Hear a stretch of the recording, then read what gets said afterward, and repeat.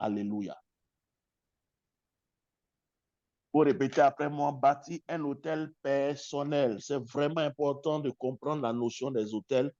Malheureusement, il y a un homme de Dieu, je l'ai écouté tout dernièrement, qui disait que les hôtels ne sont pas d'actualité. J'ai ri.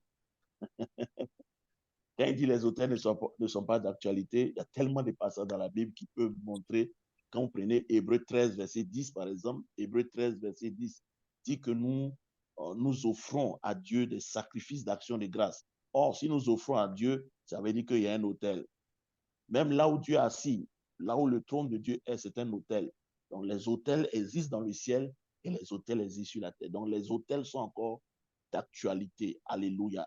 Maintenant, ça dépend dans son esprit ce qu'il veut dire par hôtel. Vous voyez, il disait par exemple que Balaam a maudit Israël. Israël même n'était pas au courant, mais ce qu'ils oublient, c'est que quand Moïse monte sur la montagne, Moïse monte, quand on lisait Hébreux chapitre 8, verset 5, quand Dieu dit à Moïse, fais d'après le modèle qui t'a été montré sur la montagne, Moïse ne va pas seulement voir, il ne voit pas seulement le tabernacle.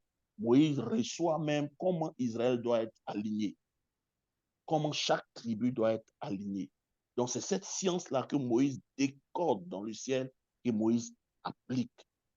Parce que même quand vous prenez comment les sacrificateurs devaient s'habiller dans le temple, tout ça, c'est à la montagne. Quand Moïse est allé 40 jours, 40 nuits, que Moïse a appris ça. Et quand vous lisez Nombre, la Bible dit, Balaam dit, je vois au milieu, son Dieu est au milieu d'eux. Donc, ça veut dire que Moïse, par la sagesse, parce qu'il a pu décoder, parce qu'il a pu télécharger dans le ciel, Balaam a pu voir Dieu au milieu de son peuple. Vous voyez? Dieu était tellement au milieu du peuple d'Israël que Balaam ne pouvait pas les maudire. Mais comment Moïse a fait? C'est Moïse qui a trouvé cette technologie qui était dans le ciel, qu'il a implémentée, qu'il a téléchargée et qu'il a établie. De telle sorte qu'aucun sorcier n'a pu maudire Israël. La Bible dit pendant 40 ans, leurs vêtements et leurs chaussures ne sont pas usés. Tout ça, c'est la technologie que Moïse a appris. C'est pourquoi, frère, il faut qu'on avance. Il faut que nous grandissons dans les choses avec Dieu pour que nous puissions aussi télécharger des choses à la pensée de Dieu qui vont te permettre, frère, de garder ta maison, de garder ta famille. Qu'importe ce que Satan va faire dans le pays, qu'importe ce que Satan va faire en cette fin d'année, aucun malheur ne t'arrivera, toi et ta famille. C'est possible, frère. C'est possible. Alléluia. Donc, on va commencer par définir ce que c'est qu'un hôtel. Alléluia. Allons dans Genèse 1, verset 26. Si quelqu'un a la Bible, il peut m'aider à lire Genèse 1, 26 à 28. Donc, nous allons définir c'est quoi un hôtel. Genèse 1, verset 26 à 28. Genèse 1, je lis la parole de Dieu. Genèse 1, verset 26. Il dit, et Dieu dit, faisons l'homme à notre image. Ça, je lis la version King James en français. Et Dieu dit, faisons l'homme à notre image, selon notre ressemblance, et qu'il domine sur les poissons de la mer, et sur les oiseaux dans l'air, et sur le bétail, sur toute la terre, et chaque chose qui rampe sur la terre. Et Dieu créa l'homme en sa propre image, il le créa à l'image de Dieu, il les créa mâle et femelle, et Dieu les bénit, et Dieu leur dit, fructifiez, multipliez, remplissez à nouveau la terre, assujettissez et dominez. Alléluia. Dis Amen, dis Amen, dis Amen. Donc, ici, nous voyons l'intention de Dieu lorsqu'il crée l'homme. Il y a trois choses que nous tirons de ce passage-là. Avant de définir l'autel, il faut que tu comprennes ce que Dieu dit ici dans Genèse 1, verset 26 à 28. Numéro 1, voici le but pour lequel Dieu t'a créé, que tu portes son image. C'est très important. L'image est plus importante que ce que tu fais. Parce que Dieu ne nous a pas créés pour faire, Dieu nous a créés pour être. Donc, on est avant de faire. Voilà pourquoi il dit, afin que l'homme devienne un être vivant. En anglais, c'est human being, pas human doing. Dieu ne t'a pas créé pour faire, Dieu t'a créé d'abord pour être. Donc, l'image précède toujours les actions. Donc, un homme qui n'est pas, qui fait, ça ne marchera pas. Parce que ce n'est pas ce que tu fais qui détermine qui tu es, mais c'est ce que tu es qui détermine ce que tu fais. Dieu, il est Dieu parce que, c'est-à-dire, il est créateur parce qu'il est d'abord. Dieu est. Voilà pourquoi on dit Dieu est. Dieu ne fait pas, Dieu est. C'est ce qui est qui fait qu'il fait. Parce que si tu te bases sur ce que tu fais, à un moment donné, Satan va te tromper. Parce que si tu ne fais plus, ça veut dire que tu n'es pas. Or, Dieu veut que tu t'asseyes d'abord dans ton identité propre. Tu es à l'image de Dieu et tu as la ressemblance de Dieu. Deuxièmement, Dieu t'a créé pour être à sa ressemblance. Numéro 1, l'image. Numéro 2, la ressemblance. Et numéro 3, Dieu t'a créé pour être une créature qui opère dans une délégation d'autorité. Tu as été créé pour être une autorité déléguée. C'est vraiment important. Pourquoi Dieu t'a créé pour être une créature ou pour que tu opères dans une délégation d'autorité? C'est afin que le règne de Dieu puisse être établi par toi. Alléluia. Je vais lire. L'homme devait être une créature qui opère par délégation d'autorité afin d'apporter le règne de Dieu sur la terre. Ainsi, la terre reflèterait les valeurs du ciel. Donc, l'une des raisons pour lesquelles Dieu t'a créé à son image et à sa ressemblance et qu'il t'a établi sur cette terre, c'est de faire de telle sorte que par ta vie, les valeurs du ciel puissent être reflétées sur cette terre. Voilà pourquoi Jésus dit dans Matthieu chapitre 6, il dit, quand vous priez, dites notre Père qui est dans les cieux, que ton règne, que ton nom soit sanctifié. Excusez-moi, je n'étais pas un bon catholique, donc je ne maîtrise pas trop ça. Il dit que ton nom soit sanctifié, que ta volonté soit faite sur la terre comme elle est dans les cieux. Si on lit par exemple le psaume 115, il dit à l'Éternel les cieux, mais il a donné la terre au Fils de l'homme. Donc, en fait, ce que Dieu voulait faire, c'est qu'il a créé la terre comme une ambassade. C'est vraiment important. Un hôtel est comme une ambassade. Et je vous ai dit, quand on faisait le premier cours sur l'hôtel, à cause de cette mention dominée, c'est ce qui a été à l'origine des hôtels. Parce qu'un hôtel est comme une ambassade. Je t'explique doucement pour que tu comprennes. Donc, premièrement, Dieu t'a créé pour que tu sois à son image. Numéro 2, Dieu t'a créé pour que tu sois à sa ressemblance. Et Dieu t'a créé en tant qu'une autorité déléguée. Pourquoi Dieu a fait ça? Pour que la terre puisse refléter le ciel. Parce que le mot dominer ici veut dire état souverain. Donc la terre est un état souverain. L'homme que Dieu a établi sur la terre était un être couronné. Les cieux appartiennent à l'Éternel, mais il a donné la terre au Fils de l'homme. Donc la terre devient notre propriété. En tant que gérant, Dieu nous établit et nous donne le bail de la terre. Donc si la terre est un état souverain, ça veut dire que Dieu lui-même, qui est soumis à sa parole, ne peut pas violer ce qu'il a dit. C'est pourquoi dans le psaume 115, verset 16, on va lire, vous allez voir. Psaume 115, verset 16. Je vais doucement pour que vous puissiez comprendre. On est en train d'établir les bases. Psaume 115, verset 16. Il dit, je lis la parole de Dieu, il dit, le ciel, il dit le ciel même, les cieux sont au Seigneur. Je vais lire ça dans la version Louis II, c'est plus simple. Il dit, les cieux sont les cieux de l'Éternel, mais il a donné la terre au Fils de l'homme. Les cieux appartiennent à l'Éternel, mais il nous a donné la terre. Donc la terre est le domaine des hommes. Voilà pourquoi tout esprit qui n'a pas de corps est illégal sur cette terre. Et je vous ai dit, quand vous voyez un démon en train de travailler dans une famille, c'est parce que quelqu'un l'y a invité. C'est vraiment important. C'est ce qu'on appelle la sacrificature.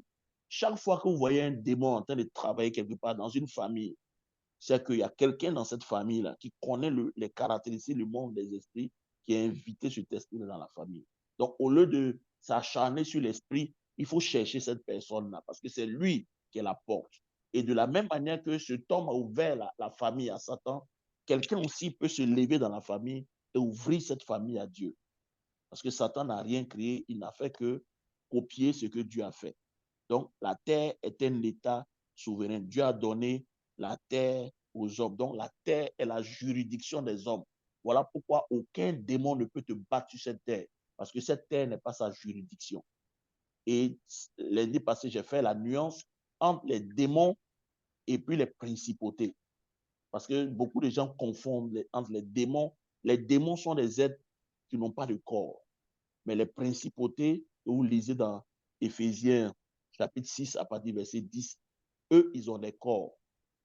C'est pourquoi vous ne verrez jamais dans la délivrance quelqu'un va dire Satan sort de ce corps. Parce que Satan, bien qu'il ait chuté, il a gardé son corps à cause du rang qu'il avait dans le ciel. Donc, il y a des êtres d'une certaine dimension.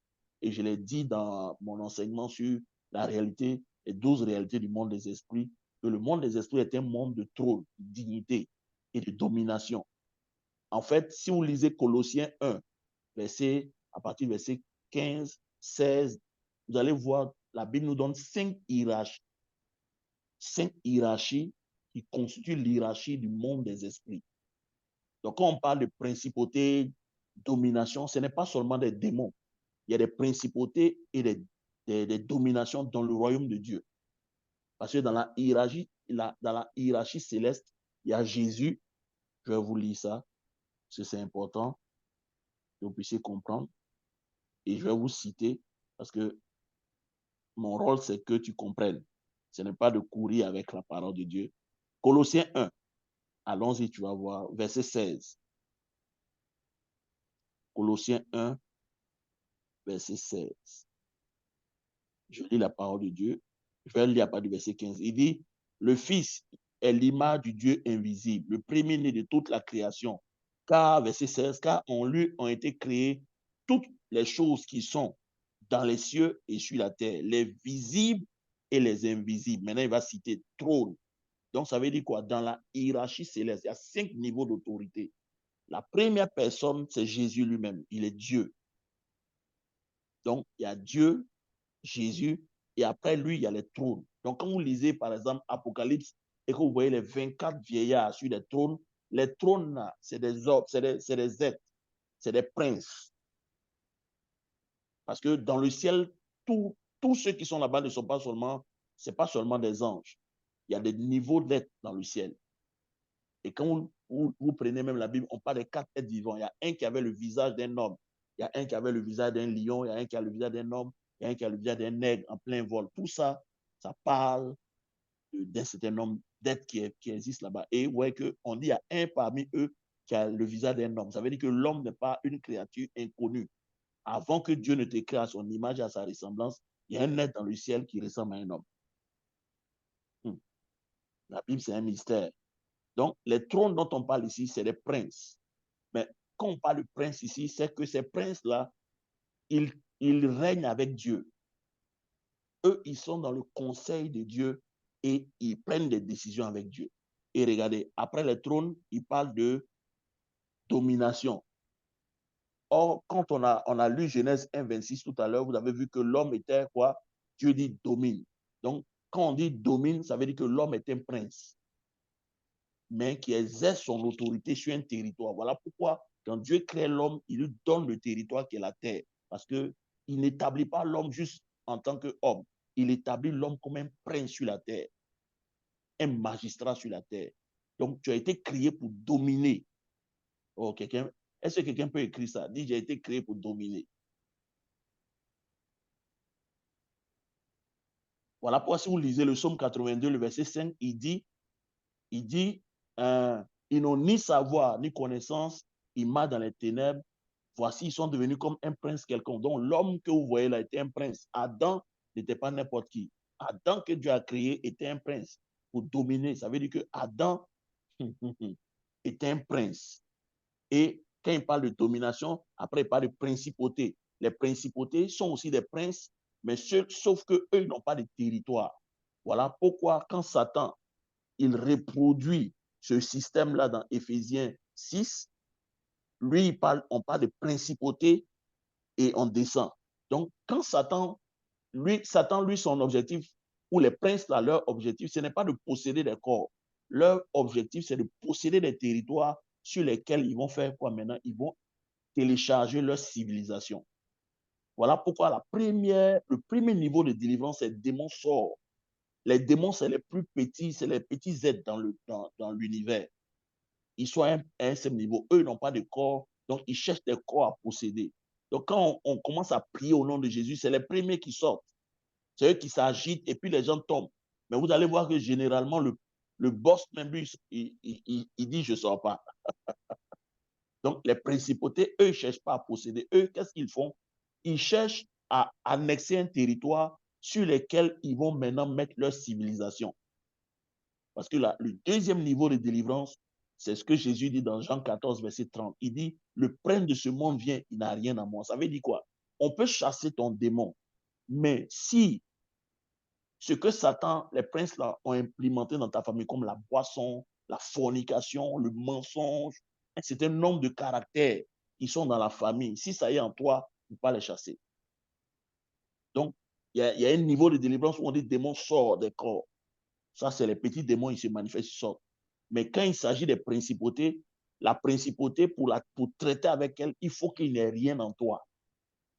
Il faut qu'il n'y ait pas de compatibilité entre ta vie et la vie que les principautés ont établie sur le territoire. Par exemple, si en France, les gens sont dans la compromission et que toi, tu dis que tu es chrétien, tu compromets, tu ne peux pas chasser la principauté. Ta prière sera inutile en Europe. Ta prière ne pourra pas influencer l'atmosphère. Voilà pourquoi Jean-Baptiste a été formaté ou dans le désert avant qu'il ne soit révélé à Israël. Donc, il n'y avait rien du territoire en Jean-Baptiste. C'est pourquoi Jésus dit, le prince de ce monde vient, mais il n'y a rien à moi. Donc, si dans ta vie, si tu veux traiter les principautés qui sont dans ta famille, les esprits qui fatiguent ta famille, tu veux traiter avec eux pour les chasser, la première chose que tu dois faire, c'est de t'assurer que leur caractère ne soit pas en toi.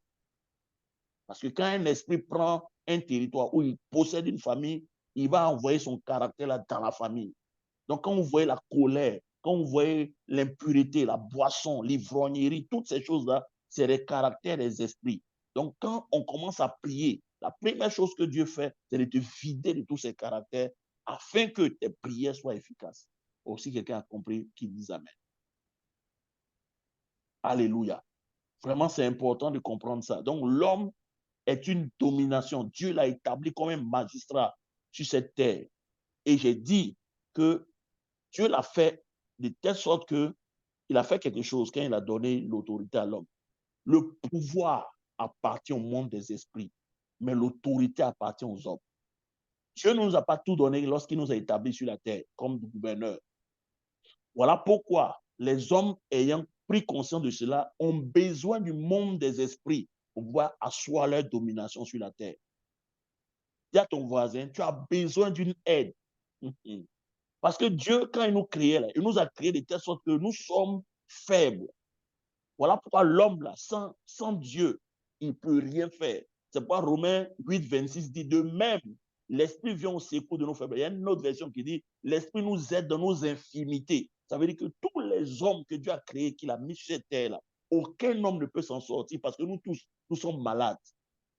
C'est pourquoi nous avons besoin que Dieu vienne à nos secours. Malheureusement, d'autres ont pris le mauvais côté et ils ont pris Satan comme leur allié.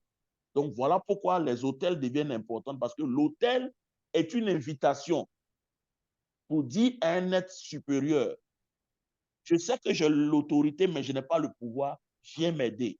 Donc c'est une transaction légale. C'est comme si quelqu'un va dans une ambassade et dit, je veux venir en Côte d'Ivoire, et l'ambassadeur de Paris ou de Paris en Côte d'Ivoire te donne le visa. Dès l'instant où on te donne le visa, tu peux immigrer, tu peux aller à Paris, tu peux aller en Suisse, tu peux aller partout où tu veux. C'est la même chose. Dieu n'a pas autorité sur cette terre. Les démons aussi n'ont pas autorité sur cette terre parce qu'ils sont esprits. Les esprits qui n'ont pas de corps n'ont pas autorité sur cette terre. Pour qu'ils viennent opérer sur cette terre, il faut que quelqu'un les invite.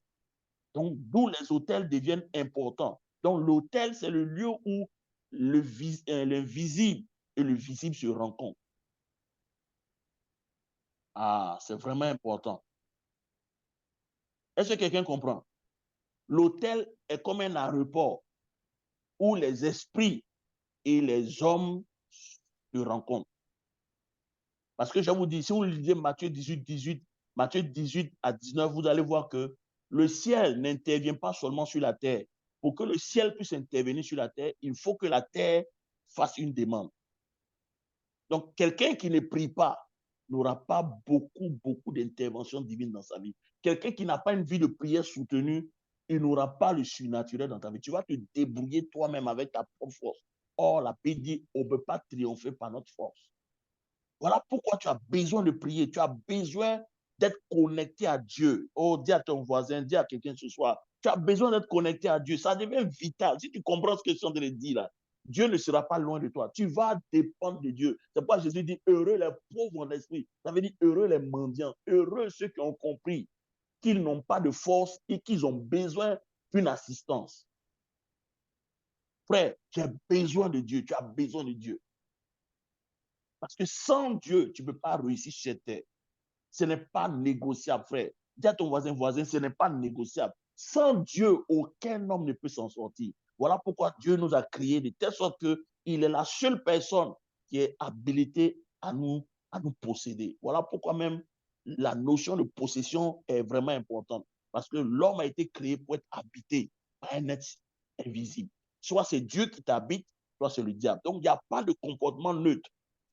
Tout comportement qu'un homme a, tout choix qu'un homme a est un choix d'allégeance. Voilà pourquoi la Bible dit on devient esclave de celui à qui on obéit. Parce que tous les actes que nous posons, soit tu fais allégeance à Dieu, soit tu fais allégeance à Satan. Est-ce que quelqu'un peut me dire Amen ce soir? Donc, un hôtel, c'est le lieu de rencontre. Amen.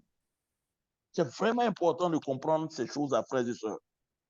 Moi, j'ai besoin de Dieu. Dans les années qui arrivent, on a tous besoin de Dieu. Tu as besoin de Dieu pour t'en sortir. Voilà pourquoi les gens là, de l'autre côté, parce que nous ne sommes pas les seuls. Depuis la chute, le monde des esprits s'est divisé. Il y a maintenant deux camps. Il y a le camp des ténèbres et il y a le camp de lumière. Mais dans les ténèbres, ils ont compris que c'est les mêmes principes.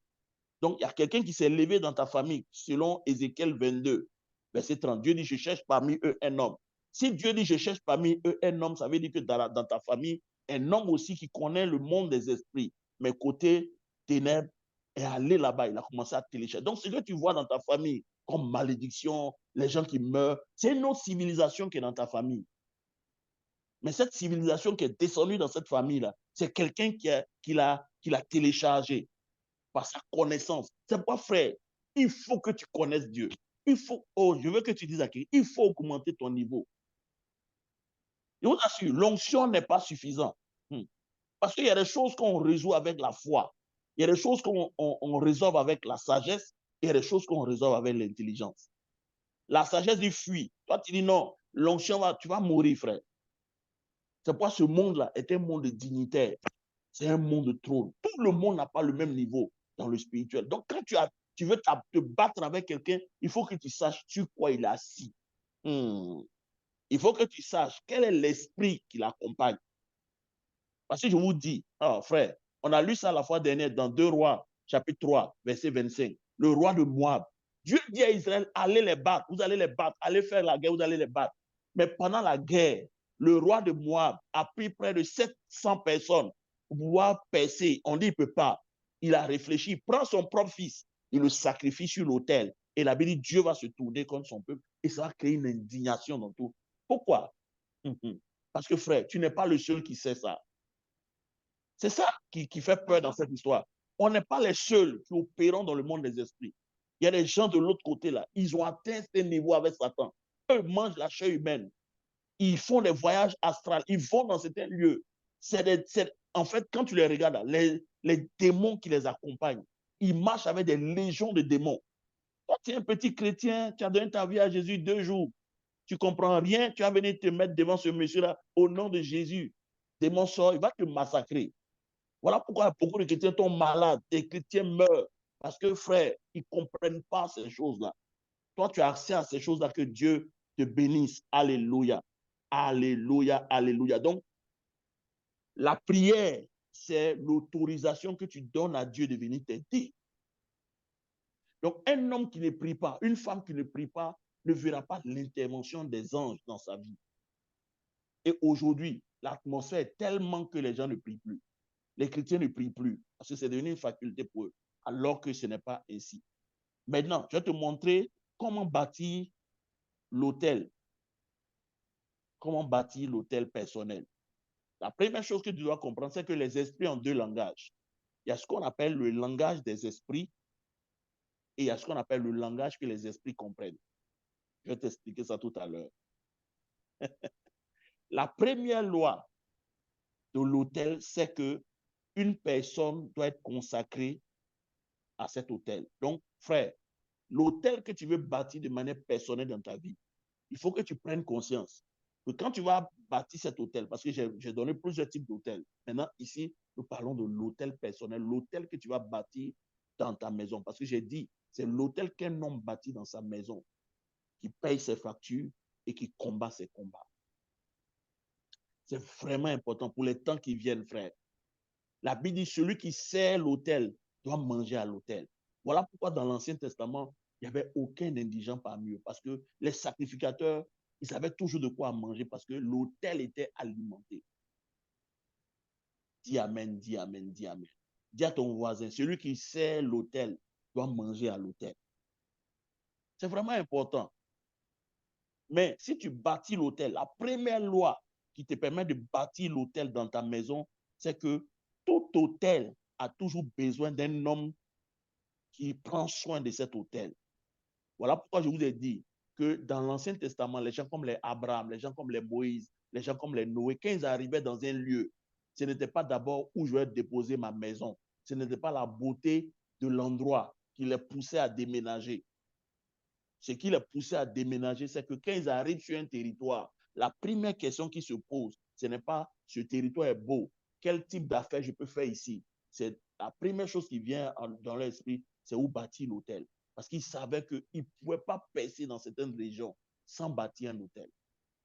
Frère, je te dis aujourd'hui, tu ne peux pas percer en Suisse, tu ne peux pas percer en Autriche, tu ne peux pas percer en France. Quel que soit le lieu où tu es, tu ne peux pas percer. Ce n'est pas le quartier qui fait quelqu'un. Ce n'est pas la renommée du quartier qui fait quelqu'un. Ce n'est même pas les opportunités qui sont là-bas là qui font quelqu'un. C'est l'hôtel que tu bâtis qui te fait. Voilà pourquoi dans l'Ancien Testament, Abraham bâtit l'hôtel. À côté de l'hôtel, il bâtit sa tente. Parce qu'il sait qu'il est sur un territoire étranger. Quand Abraham entre quand Dieu dit sors de ta patrie, si vous lisez Genèse 12, la Bible dit il va parcourir le pays. Pourquoi il parcourt? Parcourir ici, là, c'est dans le spirituel. Il va parcourir dans le pays dans le spirituel parce que Abraham était à la recherche d'un modèle qui devait être téléchargé pour être le précurseur d'une civilisation nouvelle. Il regarde, il dit non, non, non. Il bâtit l'hôtel et la Bible dit l'Éternel apparaît à Abraham là. Abraham bâtit un hôtel et il dépose sa tente. Quand Noé est sorti de l'arche, la première action que Noé pose, ce n'est pas où je peux m'installer. Est-ce qu'ici, il y a des veines, il y a des pâturages, il y a, comment on appelle ça, des lieux paisibles où je peux déposer ma tente. Non, la Bible dit quand Noé sort, la première chose qu'il fait, il bâtit un hôtel. Alléluia. Donc, quand tu bâtis un hôtel, donc, en fait, si tu cherches une maison, la première chose que tu cherches dans la maison, ce n'est pas je veux une maison qui a 5 pièces, je veux une maison qui a 2 pièces, je veux une maison qui a 3 pièces. La chose qui te pousse à chercher une maison, c'est quoi, Seigneur? Est-ce que la maison que je vais prendre là, je peux bâtir un hôtel là-bas? Si la maison là n'est pas digne de recevoir l'hôtel, ce n'est pas la peine. Elle peut être belle comment. Frère, il te dit, ce n'est pas la maison qui te sécurise, c'est l'hôtel que tu bâtis dans la maison qui te sécurise. C'est l'hôtel que tu bâtis dans la maison qui paye les factures. Je vais te montrer ça tout à l'heure, frère. Alléluia. Dis à ton voisin, première chose, c'est que si tu bâtis, parce que bâtir un hôtel n'est pas quelque chose de facultatif. C'est tellement sérieux. Dieu ne joue pas avec ça. Voilà pourquoi, quand on bâtit l'hôtel, c'est toi qui initie. C'est toi qui vas venir dire, Seigneur, je veux bâtir un hôtel dans ma maison. Et comment je veux bâtir cet hôtel? C'est que chaque minuit, je veux que tu viennes me visiter. Quand tu as dit à Dieu, à minuit, tu as rendez-vous avec lui, tu sais ce que Dieu fait? Il prend note. Et à minuit, Dieu sera là. Et dès l'instant où tu as bâti cet hôtel-là, Dieu vient. Mais regardez ce que Dieu fait. Dieu, comme il est roi, ça, faut pas oublier ça de tous les enseignements. Dieu est roi. Ça veut dire qu'il décide de venir te visiter quand il veut. Voilà pourquoi dans la marche avec Dieu, dans l'intimité avec Dieu, ce n'est pas nous qui déterminons la date de notre visitation. C'est Dieu lui-même, dans sa souveraineté, qui décide de venir nous visiter. Ça veut dire quoi? Si tu dis à Dieu, à minuit, je vais prier de minuit chaque jour, de minuit à 1h du matin, où je vais jeûner tout le mois de décembre, janvier, je vais jeûner, je vais manger maintenant une fois par jour, Dieu note et il décide à une date que lui seul a de venir te visiter. C'est lui seul qui a la date. Voilà pourquoi quand on parle de prière, on parle de persévérance. En fait, Dieu, il désire qu'on l'attende. C'est ça là que beaucoup de gens n'ont pas compris. Et quand ils ont initié des moments de prière, ils ont attendu, Dieu n'est pas venu, ils se sont lassés et ils ont arrêté de prier. Écoute, si tu dis aujourd'hui à Dieu, je bâtis un hôtel chaque minuit, Seigneur, je me mets là de minuit à 1h, je t'attends, je vais avoir un moment avec toi. Dieu prend note, c'est toi qui as initié, Dieu va venir. Mais quand il vient, il décide déjà dans combien de temps il va te visiter. Donc, il va t'observer parce qu'il est roi. On ne peut pas le manipuler. Donc, Dieu est un esprit roi. Un esprit roi n'est pas manipulable. C'est pourquoi tes pleurs ne peuvent pas manipuler Dieu. Ton argent ne peut pas manipuler Dieu. Il décide de venir quand il veut. Donc, Dieu peut dire dans 100 jours, je te visite. Et pendant ces 100 jours, il vient, il te regarde.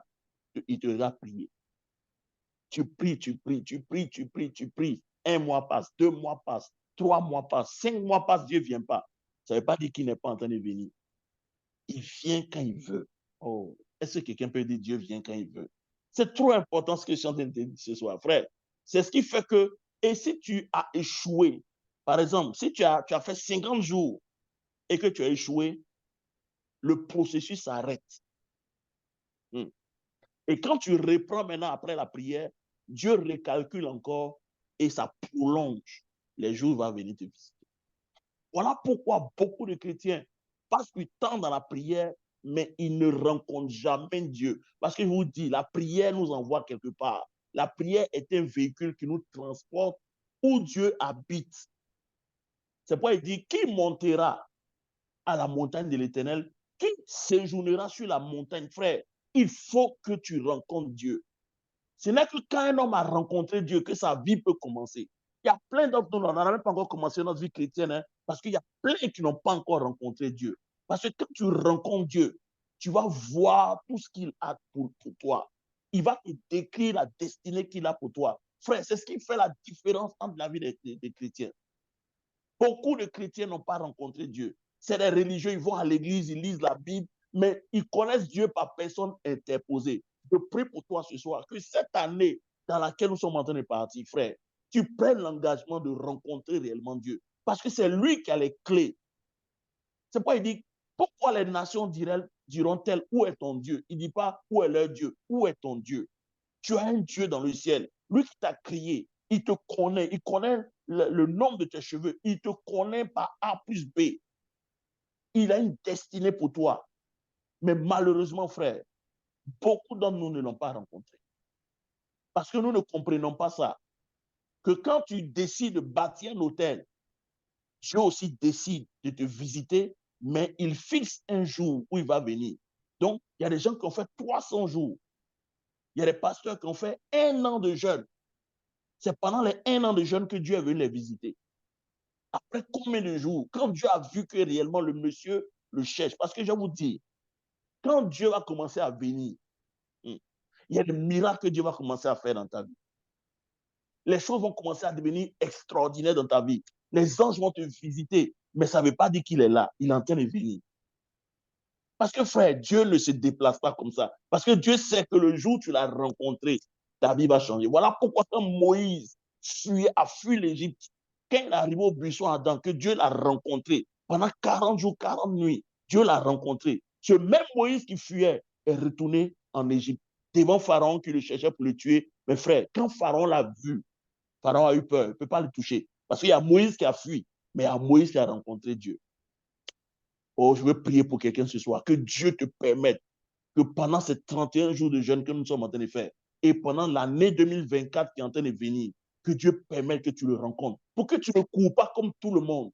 Tu ne puisses pas, frère, moi aujourd'hui, là, il y a des choses que je ne considère plus. Parce que j'ai compris que les choses spirituelles, ce n'est pas même les miracles que Dieu fait dans nos vies, frère.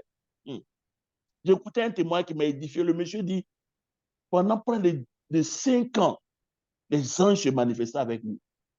Parce qu'il a dit à Dieu, je te cherche. Il dit, quand la première chose que Dieu a faite, c'est d'envoyer des anges. Il dit, quand les anges là rentrent comme ça, il sait ce qu'il faut faire. Les miracles s'opèrent. Mais à un moment donné, il n'était pas, après 5 ans, il n'était pas satisfait. Il dit, mais qu'est-ce qui se passe? Et puis Dieu lui a dit, mais tu me veux ou bien tu veux? Il dit, non, Seigneur, moi, ce n'est pas ce que je veux, ce n'est pas ce que je t'ai dit. Et Dieu lui dit, OK, comme tu ne veux pas les anges là, c'est bon, tu veux, on va continuer. C'est comme ça que Dieu l'a rencontré et Dieu lui a dit exactement sa destinée. Ça fait que le monsieur, il ne se mélange à personne. Tu le vois, il vit sa vie, il n'est pas dans un mélange. Dieu lui a dit clairement ce qu'il a fait. La plupart d'entre nous, on ne sait pas ce qu'on va faire. Voilà pourquoi on est malheureux. Voilà pourquoi ça ne marche pas. Voilà pourquoi tu penses que être béni, c'est être comme lui là. Voilà pourquoi tu penses que quand on dit quelqu'un a l'argent, c'est comme ça. Non. Dieu a un plan pour chacun d'entre nous. Il y a un script dans le ciel, il y a un livre dans le ciel où ta destinée est écrite. Si tu n'as pas eu accès à ce livre-là, frère, tout ce que tu es en train de faire sur cette terre-là, c'est zéro. Voilà pourquoi je vous dis toujours, Jésus est le modèle parfait.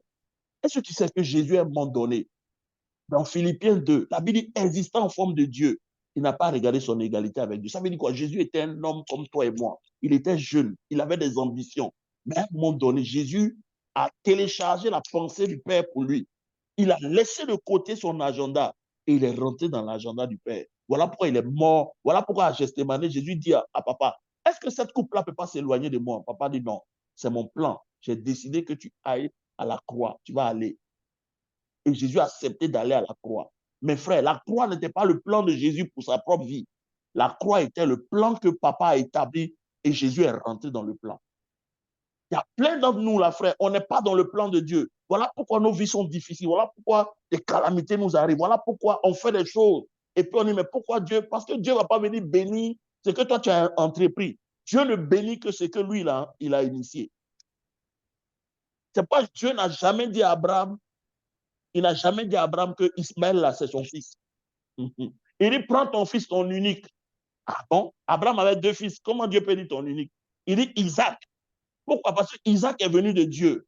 Mais Ismaël n'est pas venu de Dieu. Ismaël, c'est le fils de la chair. C'est Abraham qui a cherché à aider Dieu. Dieu, on ne peut pas l'aider parce qu'il a un plan. Oh, est-ce que quelqu'un peut me dire, écris, dis à ton frère voisin, Dieu a un plan. Voilà pourquoi nous sommes en train de prier. Voilà pourquoi on a l'école de l'esprit. L'objectif de l'école de l'esprit, c'est que chacun d'entre nous là, puisse décoder le plan et il rentre dans le plan. Frère, c'est fini. Tu sais où tu vas. Tu ne marches plus comme les autres. Alléluia. Tu ne t'inquiètes plus. Si quelqu'un est en train de réussir, que Dieu le bénisse. Parce que frère, à un moment donné, vous allez voir, même, il dit, quand tu vas commencer à connaître Dieu, le succès même va changer dans ta vie. Ta manière de comprendre le succès va changer. Je vous dis, est-ce que je parle à quelqu'un ce soir? Un voisin, Dieu est en train de te parler ce soir. Alléluia.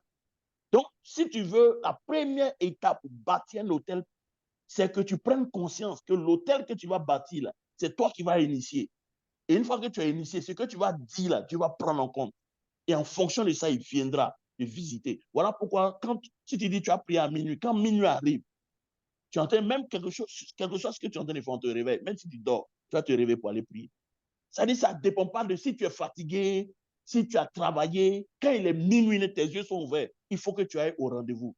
Dieu est là, il t'attend.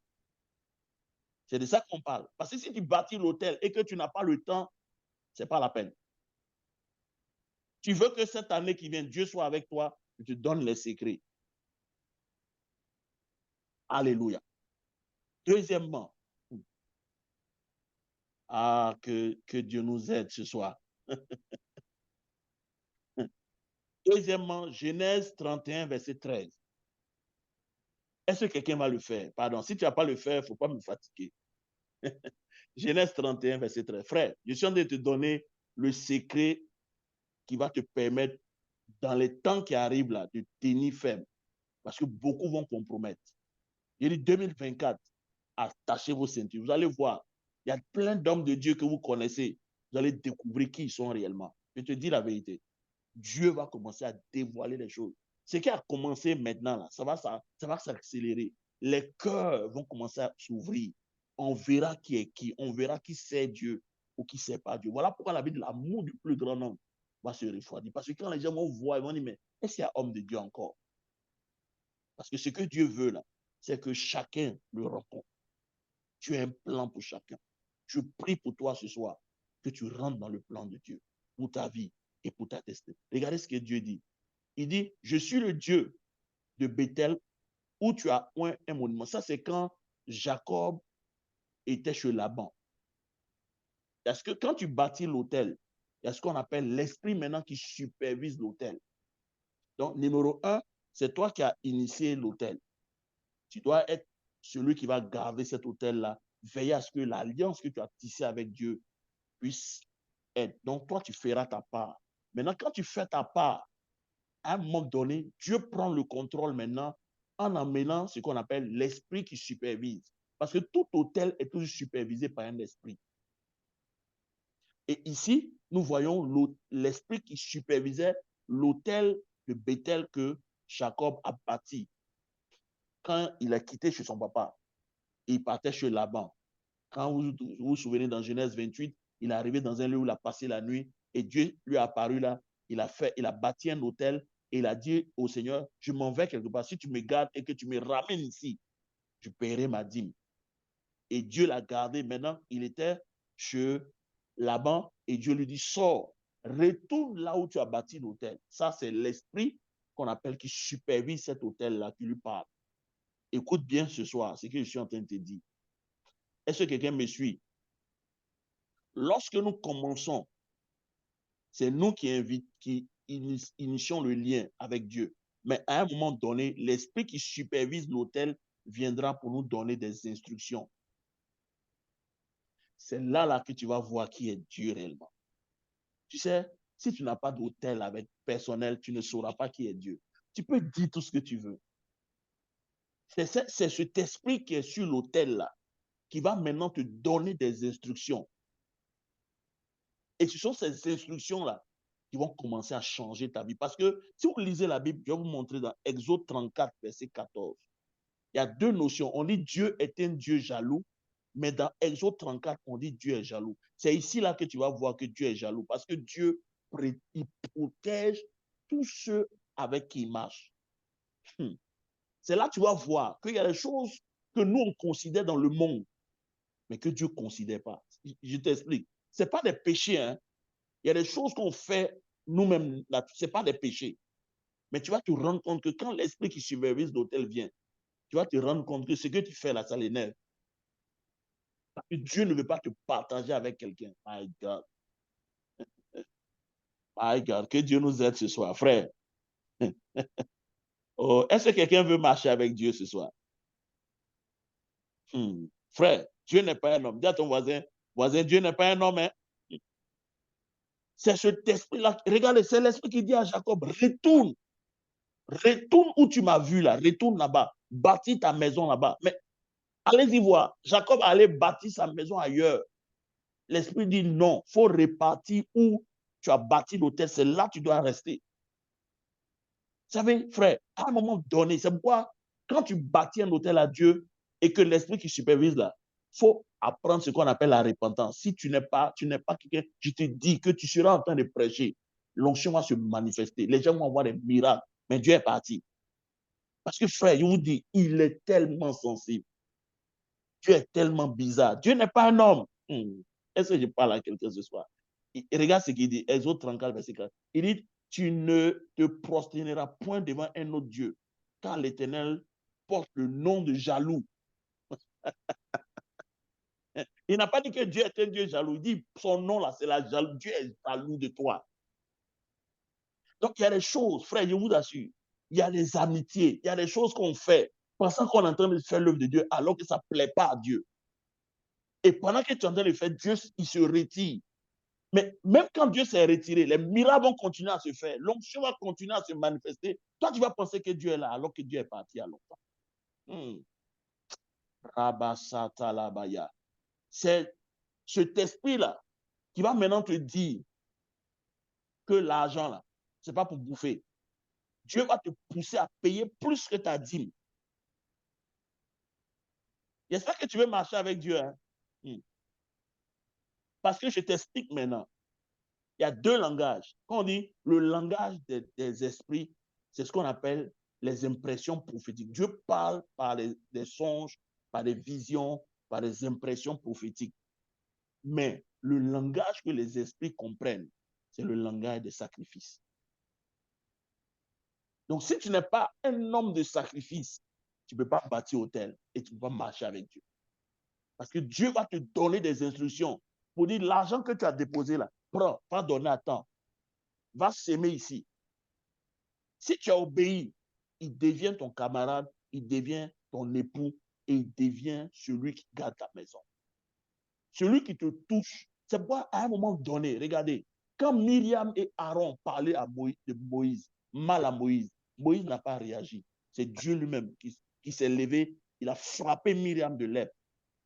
Et il a dit à Aaron, toi, ton cas là va différer. Comme tu as porté l'habit des sacrificateurs, on va voir ça après. Et après, quand Dieu s'est rappelé, il a dit à Aaron, Moïse, il faut déshabiller Aaron. Il n'est qu'à aller là-bas mourir. Et puis Aaron est mort. Frère,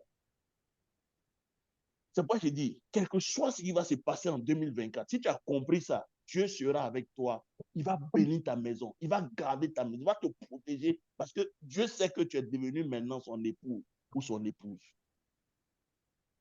Son esprit qui est jaloux ne permettra pas que quelque chose se touche.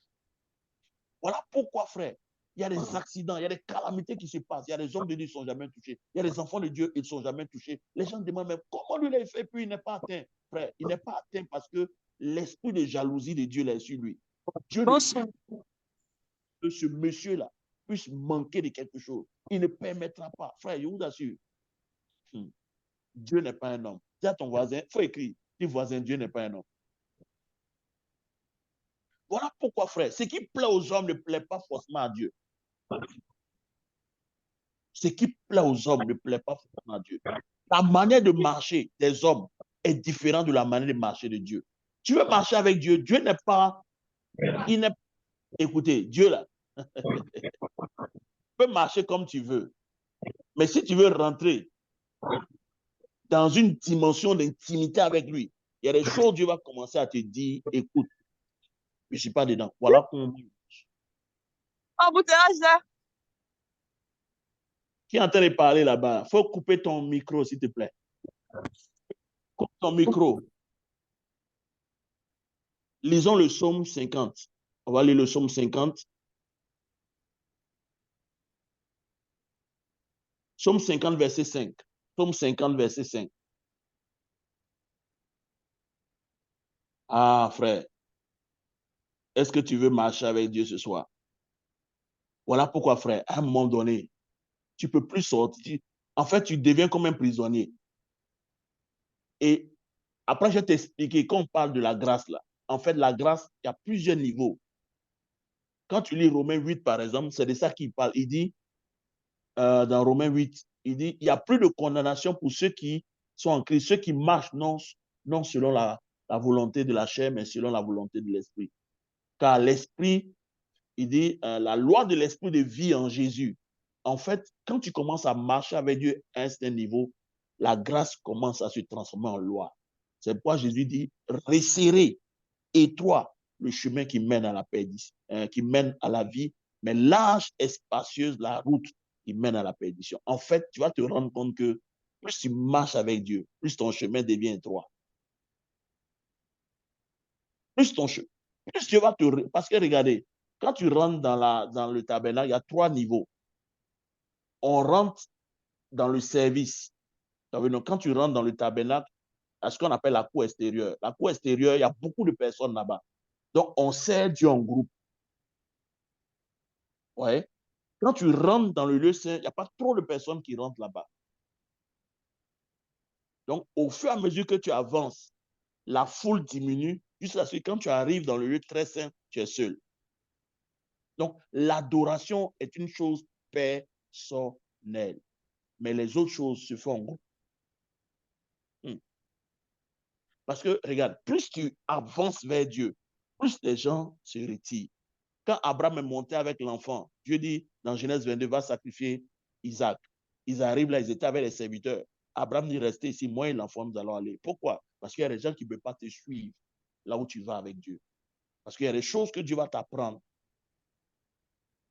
que tu ne pourras pas, que les gens qui sont avec toi ne pourront pas comprendre. Ils peuvent bénéficier, mais ils ne peuvent pas comprendre ton alliance. Donc, si vous lisez Romains 8, vous allez voir que la grâce devient une loi. C'est ce qu'on appelle la consécration. La consécration, ce n'est pas s'enfermer quelque part, faire 5 jours de jeûne, 10 jours, non. La consécration, ce sont des lois que l'Esprit de Dieu, que tu as décidé maintenant qu'il soit le superviseur de ta vie. Ce sont des choses qu'il implémente dans ta vie. C'est des choses qu'il télécharge dans ta vie et il te dit, toi, ce n'est plus 10% que tu donnes, c'est 50% chaque mois. Tu ne comprends pas pourquoi Dieu te dit ça. Mais pendant que Dieu te dit ça, il est en train de traiter quelque chose dans ton cœur. Parce que, frère, en fonction de ce que Dieu sait de nos familles, il y a des choses qui ont triomphé de nous dans nos familles. Dieu sait que s'il te lève tel que tu es, demain, les esprits de famille peuvent te faire tomber. Mais il a le remède contre ce que l'esprit de famille là, a introduit dans la famille. Donc, pour toi, ça peut être 70% que tu donnes chaque fin de mois comme dîme. Pour toi, ça peut être chaque 5 heures du matin. Dieu veut que tu te lèves et tu le loues 2 heures. C'est des lois. C'est ce qu'on appelle la consécration. Voilà pourquoi ma consécration n'est pas ta consécration. Chaque consécration est différente en fonction de ce que Dieu veut faire avec toi, en fonction de là où Dieu t'envoie. C'est là que tu vas voir que Dieu n'est pas dans le divorce. Non, frère. Tu peux même parler mal à ta femme et puis l'esprit va te dire, moi, je ne suis pas comme ça. Reviens demander pardon. Si tu ne veux pas demander pardon, il te laisse, il est parti. Toi, tu vas tâtonner jusqu'à ce que tu reviennes. Chérie, souvent, tu es en train de prêcher et puis tu dis quelque chose qui n'est pas vrai. Il est parti. Mais les gens sont en train de t'acclamer. Les miracles sont en train de se passer. Toi seul, tu sais ce qui se passe parce que tu as senti qu'il est parti. Et tu vas. Pendant que les gens t'acclament, tu dis, laissez-moi, il faut que j'aille à la maison. Il faut que je sois seul. Les gens disent, mais pourquoi les gens sont en train de t'acclamer? Les gens même te bénissent, frère. Ce n'est pas ce que les gens disent. Toi, tu sais, dans ton intimité avec lui, tu sais que l'acte que tu viens de poser là a créé quelque chose entre toi et lui. Il s'est retiré, il est parti. Frère, j'ai compris pourquoi les gens ne veulent pas aller en profondeur avec Dieu. Parce que plus tu marches avec Dieu, plus la porte devient resserrée. Plus des lois commencent à rentrer dans ta vie, plus tu deviens seul. Plus les gens ne te comprennent plus. Parce que les gens marchent avec leur intellect. Toi, tu marches avec l'Esprit de Dieu. Tout le monde va dire, allons à droite. Toi, Dieu te dit, va à gauche. Tu es comme quelqu'un qui est incompris. Mais c'est comme ça que Dieu travaille. Parce que Dieu n'est pas un homme. Il ne réfléchit pas comme un homme. Or, nous là, on a appris Dieu avec plein de gens qui ne comprennent même pas les choses de Dieu. Voilà pourquoi si tu veux aller en profondeur, frère, ce n'est pas une mince affaire. Est-ce que quelqu'un veut aller en profondeur ce soir? Est-ce que tu veux faire hôtel dans ta maison? C'est cet hôtel-là qui va payer tes factures. Dès l'instant où les factures viennent, Dieu dit, donne-moi cette. En fait, quand les factures viennent, ce n'est pas toi qui ouvres les factures. On ouvre les factures devant l'hôtel. On vient dire, Seigneur, voici la facture. Ça fait tant. Et puis tu déposes et toi, tu es parti. Tu le pries, tu es parti. Dieu va se charger de gérer cette facture. Dieu devient l'ennemi de tes ennemis. Il devient celui qui bénit ceux qui te bénissent. C'est pas ça, c'est pas ce qu'on appelle la vie chrétienne, frère. Est-ce que c'est pas ça que tu veux? Si c'est pas ce que tu veux, ça va être compliqué, hein? C'est là-bas que Dieu nous envoie. Tu as les secrets de Dieu. Dieu peut te révéler des choses cachées sur toi, sur ta famille. C'est chaud dans ta famille. Les gens sont en train de mourir. Dieu te réveille. Il dit, viens à l'hôtel. Tu arrives à l'hôtel, tu donnes les instructions.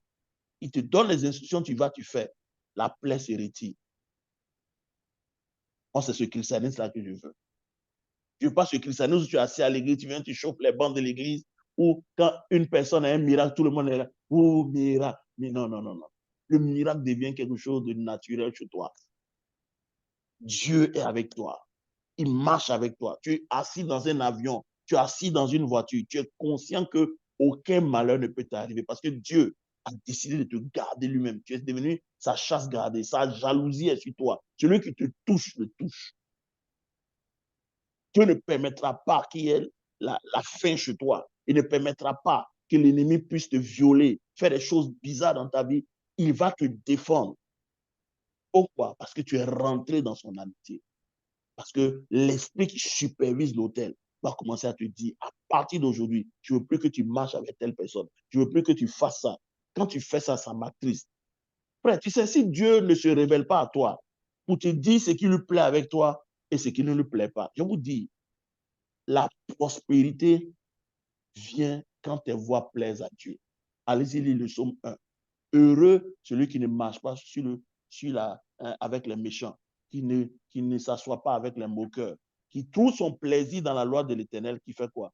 On dit, il porte son fruit chaque saison. Il porte son fruit. C'est-à-dire, toi, que ce soit en janvier comme en décembre, il n'y a pas de saison chez toi. Les saisons se suivent et se ressemblent. Tes feuilles sont toujours vertes et tes fruits sont toujours mûrs. Parce que Dieu approuve tes voies.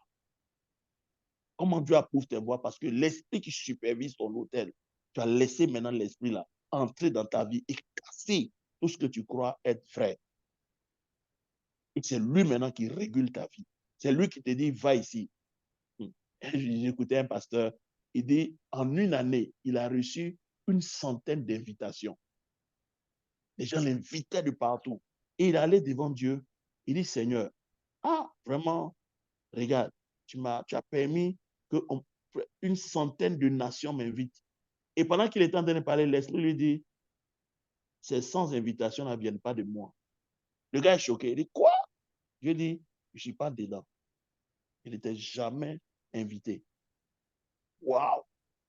Oui, ce que les gens voient comme une percée, on m'a invité. Donc tu le vois, il voyage, il prêche. Pour lui, son ministère est en train de marcher. Or, aux yeux de Dieu, Dieu n'est pas dedans. Waouh! Et le gars dit, mais Seigneur, comment je fais? Le Seigneur dit, mais je te dis que ce n'est pas moi qui t'ai invité. Et toutes ces invitations de ces hommes de Dieu, il dit, je ne suis pas dedans. Frère, marcher avec Dieu. Souvent, je m'assois et dis, Seigneur, est-ce qu'on pourra y arriver? Demande à ton voisin, est-ce qu'on peut y arriver? Frère, on a été tellement mal formaté. Je prie que Dieu vienne te rencontrer. Lève la main là où tu es, dit, Seigneur, je désire que tu viennes me rencontrer. Je désire que tu viennes me rencontrer pour que je sorte de la religion. Frère, sortons. Il dit la religion tue. La trompette va sonner, beaucoup ne vont pas partir. Parce que beaucoup sont dans la religion. Beaucoup suivent la masse. Beaucoup suivent le mouvement. Beaucoup sont dans la mouvance de la mode. Il y a des choses que Dieu est en train de dire maintenant à son église. Mais il y a beaucoup de gens qui ne savent même pas ce que Dieu est en train de dire aujourd'hui. Frère, les temps dans lesquels nous allons, on a besoin d'avoir un partenaire.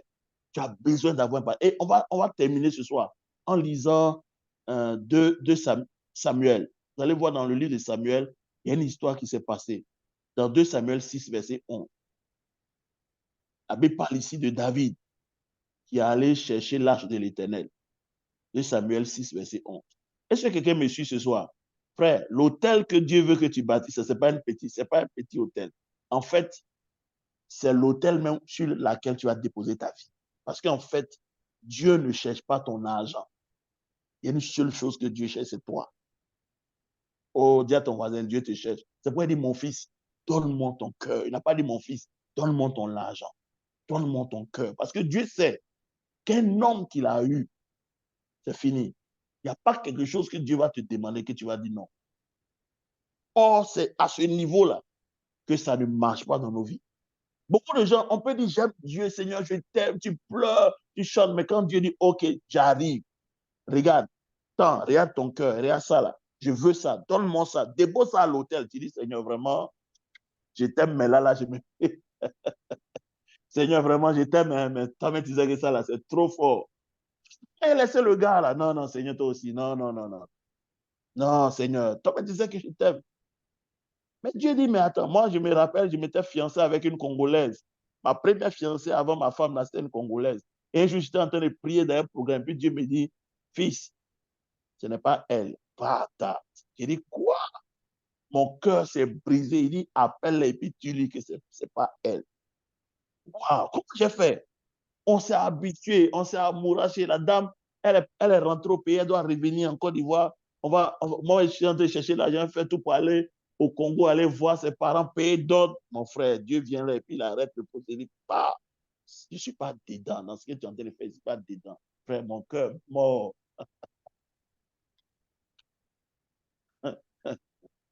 My God. Je me rappelle, quand j'ai commencé, il dit, Seigneur, j'ai besoin de 2 ans. Dans mon 2 ans, j'ai fini mes études. J'ai fait mes diplômes, j'ai venu te servir. Dieu dit, vas-y. Quand j'ai fini la frère, j'ai oublié mon vœu. Il faut me voir en train de travailler à la Sotra, en train de faire stage. Dieu vient dire, toi, tu as dit quoi? J'ai besoin de toi maintenant. Si tu t'amuses, les malédictions de ta famille vont finir à toi. Je te dis, il faut que tu rentres sous moi. Tu vas me servir, sinon c'est pas bon. J'ai dit, je résistais. Chaque jour, je suis malade. Je vais au travail. Aujourd'hui, demain, je ne vais pas. À un moment donné, je me suis assis, je suis allé voir mon père spirituel. Il dit, papa, Dieu m'appelle en plein temps. C'est comme ça que je suis rentré en plein temps. Et tout dernièrement, je disais hier à l'église, Dieu me dit, tu ne touches pas les dîmes de l'église. Parce que les dîmes, là, je veux que tu utilises pour bénir tes pasteurs, il faut payer le salaire, il ne faut pas toucher. Donc, où je suis là, je ne touche pas les dîmes de mon église. Mais je dis, Seigneur, comment je fais pour vivre? Il y a des enfants, il y a une femme. Dieu dit, fais ce que je veux et puis moi, je vais faire. Mais jusqu'à aujourd'hui, je ne regrette pas. Dieu prend soin de moi et pourvoit mes besoins. Wow. Ouais, c'est ce Dieu avec lequel tu veux marcher. Voilà pourquoi je dis le langage que les esprits parlent, c'est le langage du sacrifice. C'est pourquoi il dit, offrez vos corps comme un sacrifice vivant à Dieu. Si tu n'es pas prêt à offrir ta vie, tu n'es pas prêt à marcher avec Dieu.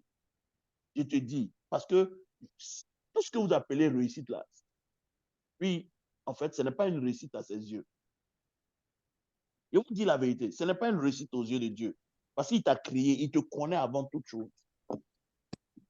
Allez-y, lire la Bible. Vous voyez comment Dieu a résumé. Il dit, Moïse devenu grand, a refusé d'être appelé fille de la fille de Pharaon. Il a préféré souffrir. C'est tout ce qu'on a retenu sur Moïse. Et tous les miracles que Moïse a fait, zéro, on ne parle pas de ça. Abraham est sorti. Il a cru en la promesse. Isaac est venu, point. C'est tout.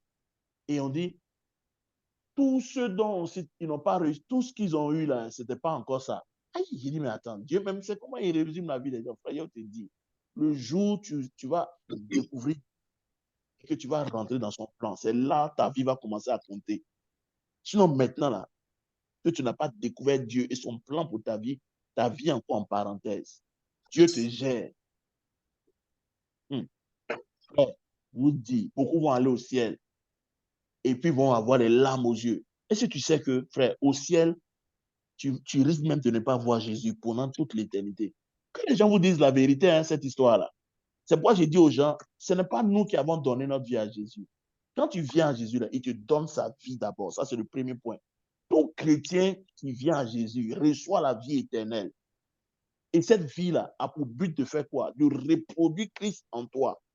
Pourquoi? Parce qu'il y a ce qu'on appelle le jugement du trône blanc. Au jugement du trône blanc, là, c'est Jésus seul que Dieu approuve. Dans tout cet univers, il y a une seule personne que Dieu a approuvée, s'appelle Jésus. Donc, tant que tu ne deviens pas comme Jésus, tu ne passeras pas le jugement du trône blanc. C'est quoi la Bible dit? Il nous appelle à devenir, à être la statue parfaite de Christ. La statue, la mesure de la statue parfaite de Christ. Donc, en fait, on a sémé la vie de Jésus en toi pour que tu deviennes comme lui. Et que ça va faire comme quand Jacob est allé tromper son père. Il dit, mais j'entends la voix de Jacob. Mais la peau, là, le corps, c'est Esaü. C'est ce qui va se passer. Quand tu vas arriver devant le trône blanc, Dieu va regarder, il voit Jésus, mais c'est ta voix, il entend. C'est la vie de Jésus qui te permettra de gagner au niveau du trône blanc. Et après ce trône blanc-là, il y a ce qu'on appelle maintenant le jugement de Christ.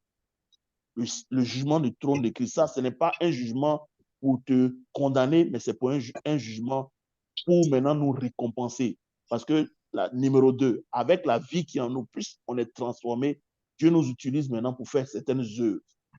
Donc, les œuvres que tu auras faites sur cette terre seront quantifiées pour que quand tu vas aller au ciel, et la vie, il y a une autre vie après cette vie. Il y a une autre vie après cette vie. Quand la vie de la race humaine va finir, on va rentrer dans une autre ère. Et dans cette ère dans laquelle nous allons rentrer, c'est les deux choses-là qui vont déterminer ta position définitive. Soit tu gères les nations, soit tu es balayeur aussi. La Bible dit, nous allons juger les anges. Nous allons être des gouverneurs sur les nations. Mes frères, est-ce que tu sais que ce que tu sais ici, là, si tu sais Jean 3,16 ici, de l'autre côté, on ne grandit plus. Voilà pourquoi, frère, s'il y a une chose que tu dois chérir, Seigneur, tu m'as appelé pourquoi? Les années sont en train de passer. Seigneur, qu'est-ce que tu m'as... Dieu, tu peux courir partout, frère. Tu peux être dans tous les... Je t'ai dit, frère, moi je t'ai dit, tu peux être dans tous les départements de ton église. Ce n'est pas ça qui va compter. Est-ce que tu as découvert ce pourquoi tu es là, sur cette terre? Est-ce que Dieu t'a montré? Sinon, frère, tu arrives devant Dieu, on te montre maintenant, voilà le film de ta vie. On te montre que tu devais être la dame qui était comme Catherine Kuhlman, qui devait gagner le monde entier, mais toi, tu as fini DG de société. Mais DG de société, là, Dieu a béni les yeux de tes mains. Mais en fait, entre ce que tu es sur cette terre et ce que tu es dans le ciel, c'est différent. Je prie pour quelqu'un ce soir. Comprends ce message. Il faut que tu bâtisses un hôtel où tu commences à marcher avec Dieu et que Dieu ouvre tes yeux pour que tu vois qui tu es réellement. Je termine avec 2 Samuel 6 et puis on va prier. Pardon, pendant ces jours de jeûne, mets-toi à part, sors de la foule, assieds-toi avec Dieu. Dis, Seigneur, tu m'as appelé pourquoi? Révèle-moi ton plan. Seigneur, je veux mettre ma vie à l'autel. Je veux vivre pour toi. Prends-moi et fais ce que tu veux. Tu vas voir ce que Dieu va faire dans ta vie. 2 Samuel chapitre 6, verset 11. Regardez ce que la Bible dit. On dit, l'arche de l'Éternel resta 3 mois dans la maison d'Obed-Édom de Gath. Et l'Éternel bénit Obed-Édom et toute sa maison. L'Éternel bénit Obed-Édom et toute sa maison. Donc, en fait, ce qui bénit une maison, c'est l'autel. Et si vous le regardez, vous allez voir que David, c'est David qui a initié. David était assis un jour, il dit, lui ne peut pas admettre que l'arche de l'Éternel soit sous les tentes et lui, il habite dans une maison. Il va faire revenir l'arche de l'Éternel à Jérusalem. Et la Bible dit, David ne va pas consulter Dieu. Il va faire un pouce-pouce, une charrette, et il va mettre l'arche sur la charrette, et ils vont commencer à faire venir l'arche. Et la Bible dit, ce jour-là, il va y avoir des danses. Pendant que l'arche est en train de rentrer en Israël, il va y avoir des danses. Et à un moment donné, la charrette va chavirer, et l'arche va se pencher, et quelqu'un qu'on appelle Uza va toucher l'arche. La Bible dit, il sera tué immédiatement, il sera frappé, il sera foudroyé, il va mourir. Quand David va voir ça, il va dire, mais ça c'est quoi? Parce que ce que vous ne comprenez pas, Uza veut dire la main de la chair. Donc en fait, ça veut dire que tout ce que David faisait, c'était dans la chair. Or, Dieu avait dit dans la loi comment on devait transporter l'arche. L'arche devait être transportée par des sacrificateurs qui devaient porter leur robe. Mais quand l'arche, on dit au carrefour, ils vont laisser, David va commencer à dire, mais Dieu, la Bible, David va commencer à avoir peur de Dieu. Et là, ils vont choisir la maison d'un homme. C'est-à-dire que lui, on va choisir sa maison même par hasard. C'est qui a tué quelqu'un, on veut mettre ça chez Obed-Edom. Mais pourquoi on veut mettre ça dans sa maison? C'était pour lui faire du mal. Mais lui, comme il est sacrificateur, il savait ce qu'il fallait faire pour apaiser l'esprit qui supervise l'autel. Quand on met l'arche chez lui, au lieu de le tuer, l'arche bénit sa maison pendant 3 mois. On dit tout ce que Obed-Edom touche, sa maison, pendant 3 mois, la prospérité est rentrée dans la maison de monsieur. Mais qu'est-ce que lui, il a compris? Il a compris que l'esprit qui supervisait cet hôtel-là, il fallait apaiser ce test. Donc, il a su comment prendre l'hôtel. Il a su se comporter avec cet hôtel et l'hôtel a béni sa maison. C'est pourquoi je te dis, il ne s'agit pas de bâtir hôtel chez toi pour bâtir hôtel. S'il n'y a pas de place chez toi à la maison, ce n'est même pas la peine. Toi-même, je te dis, tu peux devenir un hôtel. Il y a des hôtels qu'on bâtit dans nos maisons, dans nos boulots, et tu peux être toi-même un hôtel ambulant. Ça veut dire que ta vie devient une vie de sacrifice. Ta vie est offerte à Dieu. Et désormais, c'est l'esprit qui supervise maintenant ta vie, qui te conduit. Tu ne te conduis plus parce que tu sais des choses sur Dieu, parce que tu as lu la Bible. Non. L'esprit vient et te donne des instructions. Quand l'argent rentre dans ta main, l'esprit va te dire, voilà ce qu'il faut faire. Voilà ce qu'il faut faire. Ce n'est pas toi qui te lèves, tu dépenses comme tu veux. Nous, là, aujourd'hui, on dépense comme on veut parce qu'il n'y a pas quelqu'un qui parle dans nos vies. On a comme l'impression qu'on sert Dieu, on obéit à Dieu, mais en fait, on n'obéit même pas à Dieu. Donc, voici ce que j'ai voulu partager avec toi ce soir. Frère, si tu commences à le faire, Dieu viendra te visiter. Dieu se révélera à toi et Dieu te dira ce que tu as à faire. Et c'est ce qui fait que deux chrétiens, un est fort, l'autre n'est pas fort. Parce que c'est une question d'autel, c'est une question de sacrifice, c'est une question d'intimité avec le Père. C'est lui qui dirige ta vie. Et au fur et à mesure qu'il va commencer à diriger ta vie va commencer à diriger. J'ai dit, les gens ne pourront pas te comprendre. Toi-même, tu ne vas pas comprendre tes voix. Tu marches, les gens te disent, mais toi là, pourquoi quand tu es orgueilleux? Ce n'est pas de l'orgueil. Parce que frère, tu ne peux pas comprendre un esprit. Il a ses raisons que personne, la mentalité humaine ne peut pas saisir. Est-ce que quelqu'un veut prier avec moi ce soir? Dis Seigneur, je te dis, Dieu te veut. Ce n'est pas ce que tu peux faire pour Dieu qui est important. C'est toi que Dieu cherche. Si Dieu t'a eu, il va commencer à dérouler dans ta vie son plan. Je te dis, tu vas devenir un homme bizarre, une femme bizarre. Les gens vont te traiter d'orgueilleuse, d'illuminée. Ce n'est pas grave. Dieu va marcher avec toi. Dieu sera avec toi. L'année 2024, il y a des choses qui vont arriver. Ça ne pourra pas te toucher. Parce que Dieu va veiller sur toi. Dieu va marcher avec toi. Dieu va pouvoir tes besoins. Pendant qu'il y aura la famine dans le monde, sur toi, il y aura à manger. Parce que Dieu va veiller sur son alliance. Comme Job, il dit, quand je marchais et que l'alliance de l'Éternel gardait ma maison, on a vu ce que l'alliance de Dieu a fait dans la vie de Job. Il dit, quand mes pieds baignaient dans la crème, Job 29, verset 4, Job a décrit quand les secrets de l'Éternel étaient chez lui à la maison, comment Dieu marchait avec lui, comment Dieu traitait sa maison. Est-ce que quelqu'un est prêt ce soir? Frère, je te dis, au fur et à mesure qu'on avance, Dieu te veut. Ce n'est pas ce que tu peux faire pour Dieu. Personne ne peut faire l'œuvre de Dieu. Personne ne peut faire quoi que ce soit pour Dieu. Parce que souvent, on peut se cacher derrière les activités. Dieu nous connaît. Beaucoup de gens, ils font beaucoup de choses pensant que Dieu va avoir pitié d'eux. Un esprit ne marche pas comme ça. Il faut que tu le connaisses. Lève la main, on va prier là où tu es. Dis Seigneur, cette année qui vient, je ne veux pas battre dans l'air. Je ne veux pas courir à gauche et à droite au centre. Je veux être fixé. Seigneur, montre-moi ce que tu veux faire avec moi. Montre-moi ton plan pour ma vie. Seigneur, ne me laisse pas mourir ailleurs. Ne me laisse pas être égaré. Ne me laisse pas être éparpillé. Combien de frères servent Dieu? Combien de frères font les choses pour Dieu? Mais eux-mêmes, ils sont malheureux. À l'intérieur de toi, tu sais qu'il te manque quelque chose.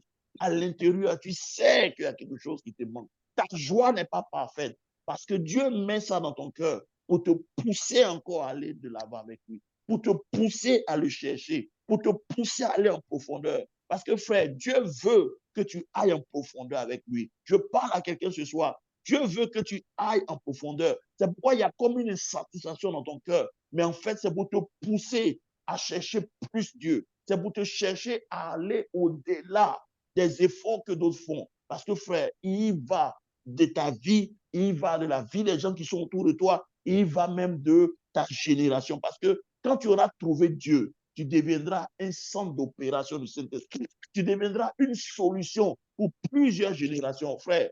Pourquoi veux-tu t'arrêter à la surface? Pourquoi veux-tu marcher avec Dieu, mais tu ne veux pas laisser les choses du monde? Ça ne marche pas comme ça, frère.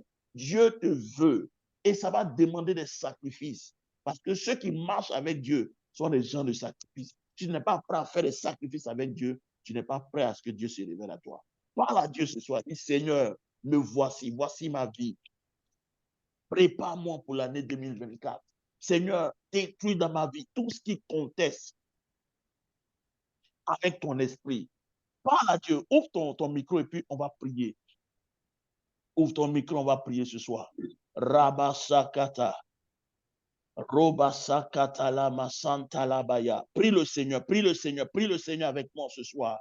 parle à Dieu, dis Seigneur, je veux un hôtel, Makaradaba. Je sens la avec puissance toi, de Dieu Seigneur éternel, ce papa. soir sur Je veux, Seigneur éternel, papa, pouvoir cette année dans ton segment. 2024, Seigneur La éternel, paix de papa, Dieu va venir rentrer sur en toi. Dieu profondeur avec toi, veut Seigneur éternel, travailler avec papa. toi. Dieu veut Seigneur, j'ai vraiment pour orienter objectif ta de vie. pouvoir évoluer, Rabasakata, Seigneur, avec toi, Seigneur éternel, papa. Robosakatalabasa, Lekatura Mandora Kataparusata, Santiri Terebe Setereke Lekatura Santa Yambara Katalabasata, Sentere Bebe Araba Makilabashokatalabasanta. Sontere Beke Seigneur, Santa voici Yababa ton Kondere peuple. Santa Voici tes Yabakondere vases. Tu Santa as dit que Yabako celui qui se Kanda sanctifie Yaba sera Sentere un Beke vase Santa fructifié Yababa en Baba chemin. Santa Aucun Yaba bien n'est imposé de la main de Oreke l'Éternel. Santa Yababa Dieu Raba veut te Sontere montrer que Beke rien n'est Santa Yababa impossible à lui. Oreke Santa Yaba Marushatalaba. Yababa Dieu Baba peut Baba Baba te Yendereke délivrer, il Santa peut te Yababa Baba libérer, Baba il peut faire Oreke Santa infiniment Yaba au-delà de ce Sontere que tu Bebe penses Bebe ou Kanto tu imagines. Yabaraba Mais Sontere d'abord, Beke Dieu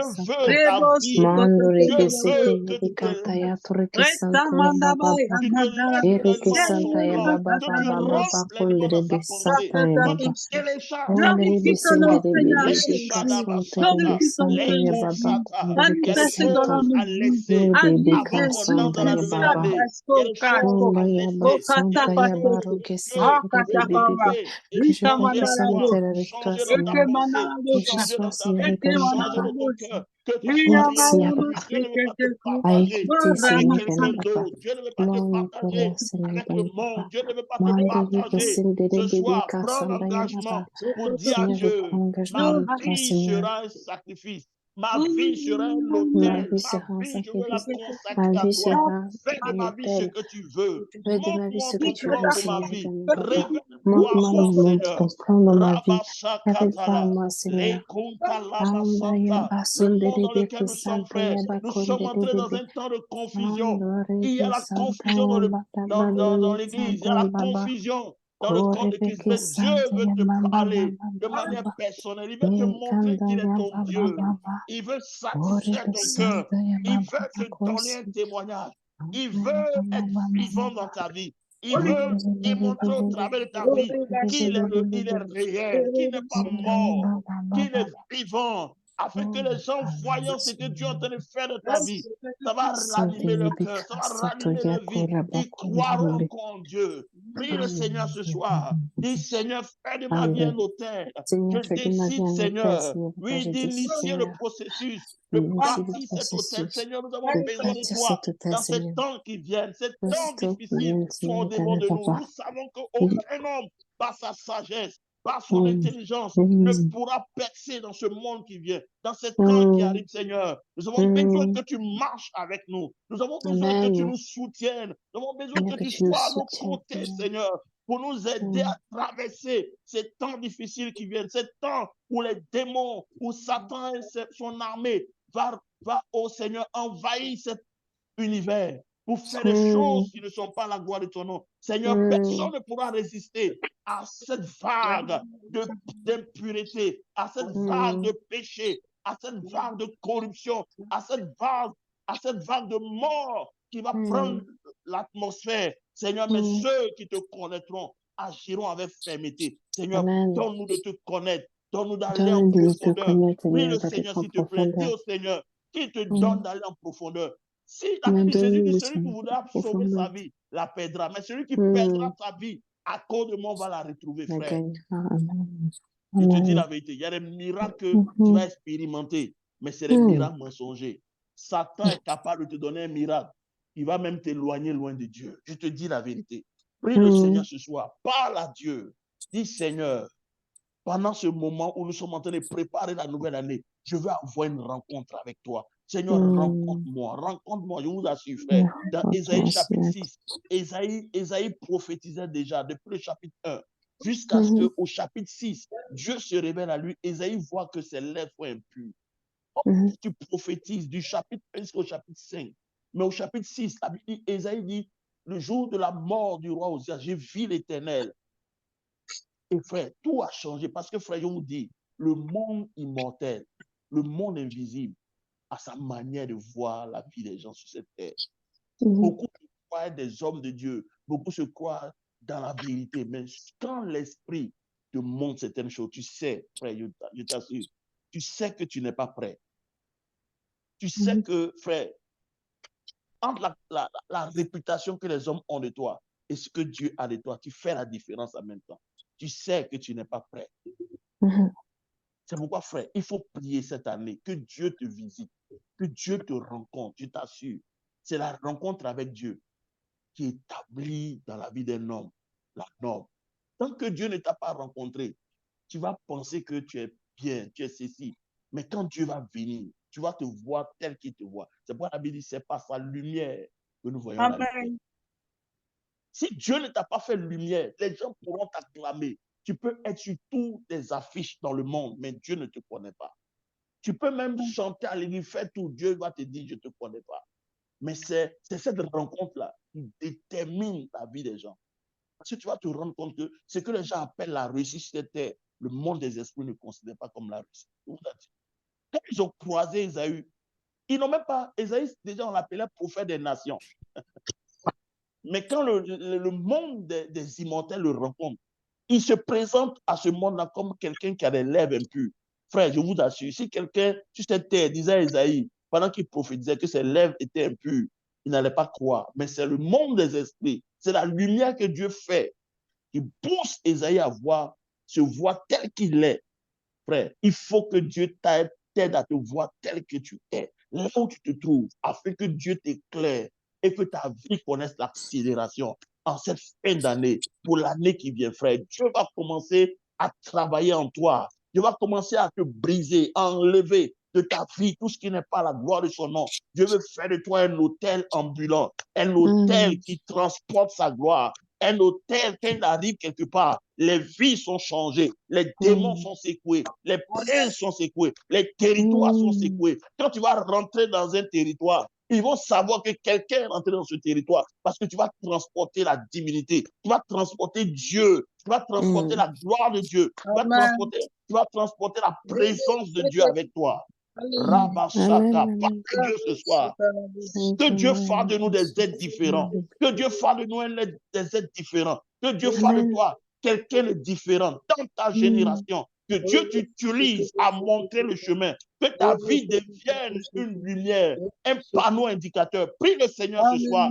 Et que pendant que Dieu s'installe en toi, que les chaînes soient brisées. Pendant que Dieu s'installe en toi, que tout ce qui avait dominé sur nous, tout ce qui avait fait de nous des esclaves, que ces liens soient brisés, que la liberté nous soit communiquée ce soir au nom de Jésus. Seigneur, fais de nous ce soir des hôtels ambulants, fais de nous des êtres puissants sur cette terre, en parole et en acte. Seigneur, sanctifie-nous, purifie-nous, donne-nous de briller dans cette génération qui est perverse. Donne-nous de relever le défi, oui Seigneur, de ta présence.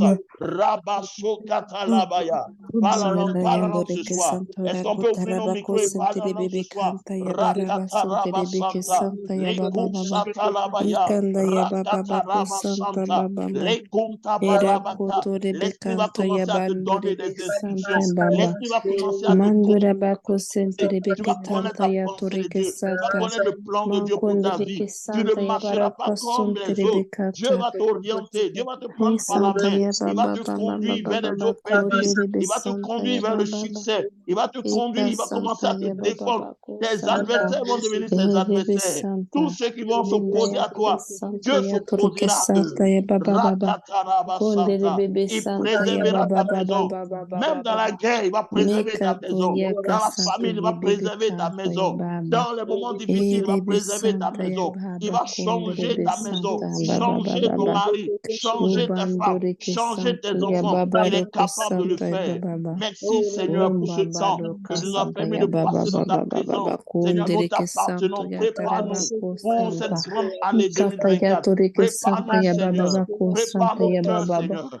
Oh, enlève-nous tout ce qui n'est pas de toi. Seigneur, réoriente nos vies. Seigneur, conduis-nous dans la vérité. Oh, que la lumière soit notre partage. Donne-nous de marcher dans la révélation. Donne-nous de marcher dans tes secrets. Donne-nous, Seigneur, oh Dieu, de te connaître davantage. Raconte la bassa. Les karadabasanta. Les kunamarabasanta. Les karabasanta labaya. Au nom puissant de Jésus. Jésus-Christ. Merci Seigneur, pour ta grâce. Merci, Seigneur, pour Merci, ta Seigneur, pour grâce. ta fidélité. Merci, Seigneur, pour ta Merci pour tout ce que fidélité. tu fais. Frère, ta vie est sanctifiée ce soir. Ta vie appartient au roi des Amen. rois. Commence à Amen. mettre les choses en règle avec Dieu. Pendant ces 31 jours, ces jours qui viennent, prends le temps, mets-toi à part, parle à Dieu, frère. Une année se prépare. La Bible dit, tu ne sais pas ce qu'un jour peut enfanter. Qui a mis ce jour en scène? Quelqu'un, les gens sont en train de faire déjà leur projet. Ils sont en train de faire déjà leur plan. Ils veulent renouveler leurs alliances. Mais en cette fin d'année, je déclare que l'ennemi ne te surprendra pas. Je Amen. déclare que tout ce que l'ennemi va vouloir faire pour boire ton sang, la terre de Genève, la terre de Lausanne, la terre de l'Europe ne boira pas ton sang au nom de Jésus. Au nom de Tes ennemis ne pourront Jésus-Christ. pas te surprendre. Tout ce que l'ennemi va faire dans le secret, je déclare la sécurité et la protection divine sur ta vie. Je déclare que la main de l'Éternel se lève dans ta vie.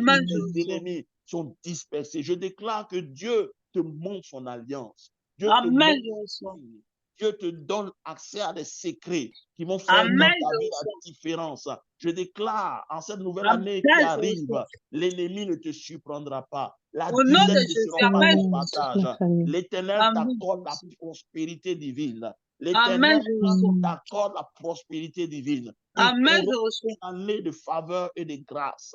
Je déclare que tu rentres dans une nouvelle dimension. En cette année 2024, ta dimension change au nom puissant de Jésus-Christ de Nazareth. Je déclare que ceux qui t'ont connu ne te reconnaîtront pas en 2024, tellement que la dimension de Dieu dans ta vie va prendre une dimension supérieure au nom de Jésus. À cause de toi, ta famille sera préservée. À cause de toi, l'Éternel sera célébré. Par ta vie, on connaîtra l'Éternel. Par ta vie, on célébrera l'Éternel. Par ta vie, alléluia, le nom du Seigneur sera glorifié dans ton entourage et dans ta famille. Reçois la grâce, reçois la faveur. Et je déclare que pendant que tu seras en train de te préparer, la voix de l'Éternel te parvient. Dieu te parlera dans le secret de ton cœur, par un songe, par une impression prophétique, que tes oreilles spirituelles s'ouvrent, que tes yeux spirituels s'ouvrent en cette fin d'année, que Dieu, la parole de l'Éternel te parvienne. Car sans instruction, il n'y a pas de nouvelle année. Dieu te parle en cette nouvelle année qui arrive. Il te donne ces instructions. Tu entends la parole que l'Éternel est en train de murmurer aux oreilles de ses élus. Reçois la parole de l'Éternel. Reçois l'instruction divine. Je déclare que tu ne choueras pas. Je déclare la sécurité divine. Au nom puissant de Jésus. Merci Seigneur pour ta grâce. Merci Seigneur pour ta faveur. Au nom de Jésus, nous avons prié.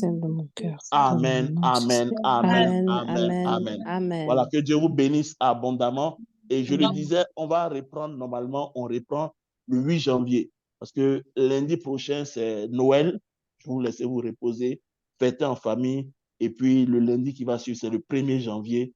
Là, tout le monde est en train de manger, tout le monde est en train de saluer la famille. Donc, je ne vais pas intervenir dans vos vies. Donc, on va se retrouver le 8 janvier pour reprendre encore avec d'autres nouveaux enseignements que Dieu est en train déjà de me donner. Je suis en train de préparer d'autres enseignements pour l'année qui vient. Mais comme j'ai dit, cette année qui vient ne sera pas facile. Si Dieu vous donne de l'argent, réfléchissez comment investir. Réfléchissez comment investir dans l'immobilier, dans l'or, dans les nouvelles technologies, dans la terre, parce que ces choses-là ne vont pas connaître de récession. Vous savez, il peut avoir la récession, mais la nourriture ne va pas connaître de récession. L'or, il n'y a pas de récession dessus. Les nouvelles technologies qui arrivent, il n'y a pas de récession. Dieu dit que cette année qui vient, il y aura la famine. Il y aura la famine dans le monde entier. Donc, il faut prier. Dieu va vous donner de l'argent. Il faut réfléchir pour pouvoir mettre de l'argent en lieu sûr.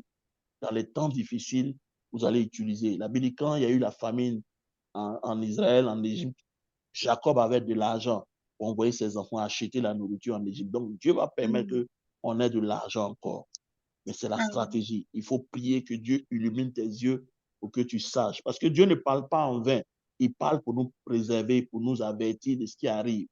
Parce qu'il ne veut pas qu'on soit pris. Parce que frère, si le territoire sur lequel tu es n'a pas Jésus et que Jésus est dans ton cœur, le territoire peut finir par enlever Jésus qui est dans ton cœur. C'est ce que beaucoup de gens ne comprennent pas. On a privilégié Jésus dans le cœur des gens, mais on n'a pas privilégié Jésus sur le territoire. Or, si le territoire ne parle pas le même langage que toi, à un moment donné, le territoire peut finir par enlever Jésus qui est dans ton cœur. C'est la C'est ça. sagesse. Donc, Dieu va vous ouvrir les yeux. S'il y a des opportunités, ayez de l'argent parce que la prospérité vient avec les opportunités. Il y a des gens, par exemple, ça sera tellement dur qu'il va vendre sa maison à 5 000 euros. Il peut vendre sa voiture à 2 000 euros. Mais si tu n'as pas, tu n'as pas saisi les opportunités. Si tu as l'occasion de retourner en Afrique, acheter des terres, trouver des gens qui vont investir dans le domaine du vivrier, par exemple, dans la nourriture, parce qu'aujourd'hui, tout le monde cherche à manger bio. La nourriture manque. Il y a tellement de choses qui manquent aujourd'hui. Regardez dans le monde, la tendance, les choses manquent. Donc, tu peux investir dans ces genres de choses-là et puis être le plus grand producteur ou l'exportateur de bananes ou de tomates de l'Europe en Afrique ou même de l'Afrique en Europe et tu vas gagner ton argent. C'est dans ce genre de choses-là que Dieu va bénir. Comme Joseph. Vous avez vu que quand il y a eu la famine, Joseph a donné la stratégie à Pharaon et il a parti des greniers et tout le monde entier venait s'approvisionner en Égypte. Et à cette période-là, l'Égypte est devenue puissante. C'est ça, la vision de Dieu. Donc, Dieu est en train de parler à ses serviteurs pour dire la famine arrive, préservez-vous, faites ceci, faites cela, investissez, gardez de l'argent pour être préservé. Parce que, frère, c'est la faim qui a fait que Jacob a envoyé ses enfants en Égypte et ils ont été prisonniers. Donc, la faim peut pousser quelqu'un à être prisonnier. Parce que le système de l'Antéchrist, on dit, celui qui n'aura pas la marque ne pourra ni manger ni acheter. Donc, c'est un système qu'ils sont en train de mettre en place. Donc, si tu n'as pas l'argent, ça va être difficile. Et si vous avez la possibilité d'investir même dans les écoles en Afrique, faites-le. Que Dieu vous bénisse abondamment. Moi, j'ai été très content. Donc, joyeux Noël à chacun. Tous ceux qui veulent nous aider, moi, je veux aider les enfants de Sikoji. Donc, tous ceux qui veulent nous aider dans ce projet, c'est-à-dire le dimanche 24, je veux préparer et puis inviter les enfants du quartier, leur distribuer des cadeaux. Donc, tous ceux qui veulent nous apporter, et puis surtout les veuves, parce qu'il y a beaucoup de veuves dans le quartier où je suis. Donc, tous ceux qui veulent nous aider dans ce processus, acheter des sacs de riz, de l'huile pour donner au moment. Que Dieu vous bénisse abondamment. Je profite pour lancer cet appel. Pour tous ceux qui veulent participer, vous pouvez participer. Khalil peut vous donner mon numéro qui est là, 2 x 07 74 14 90. Voilà, vous pouvez envoyer ça sur par Western Union, Orange Money, ainsi de suite. On va utiliser ça pour bénir les mamans, payer des sacs de riz, du riz, de l'huile pour leur partager ça, ou même du poulet, même partager pour leur dire joyeux Noël, parce qu'il faut partager aussi avec ceux qui n'ont pas. Que Dieu vous bénisse pour tous ceux qui voudront le faire. Ça va être la bienvenue. Donc, que Dieu vous bénisse abondamment. Et puis, bonne fête à chacun. Et c'est vrai qu'on va se revoir le 8, mais mon portable reste ouvert, mon WhatsApp reste ouvert. On peut toujours discuter s'il y a des choses, on peut s'appeler. Shalom à vous, que Dieu vous bénisse. Et puis, à l'année prochaine. Shalom à vous. Au revoir. Merci. Bonne fête à tous.